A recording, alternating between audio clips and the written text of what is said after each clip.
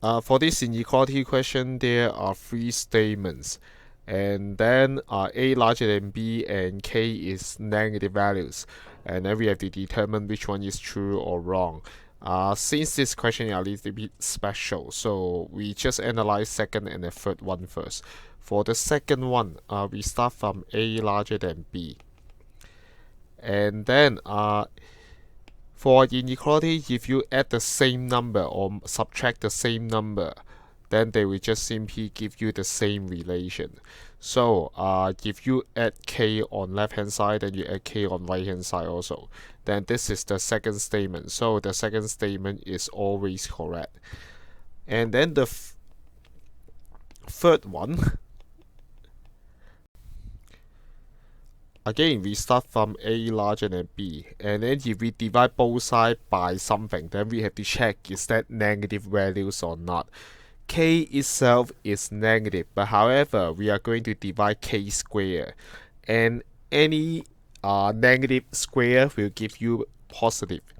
So if we both sides divide by positive, we don't need to change the direction. The direction is still the same, and then which is consistent with the third one. So the third one is also correct.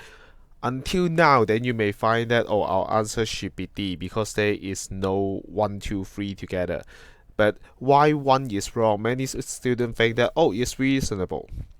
They may consider this one is y equal to x squared, and then this is b, and then our right hand side is a. So bigger a, of course the height is higher, right? Smaller b, of course the height is lower. If we use some example, like if we compare 1 and 4 and 1, 4 is definitely larger than 1. And then if we consider 4 square, which is 16, compared with 1 square, which is 1, then of course 16 is still larger than 1.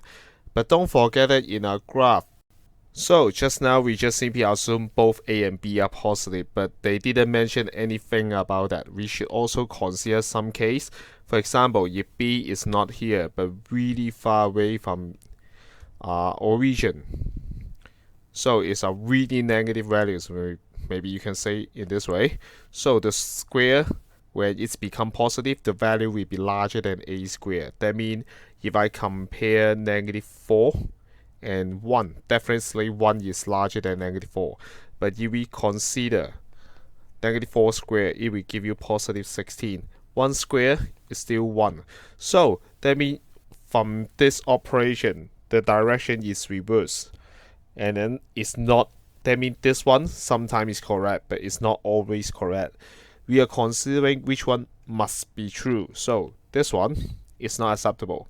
We choose 2 and 3 only.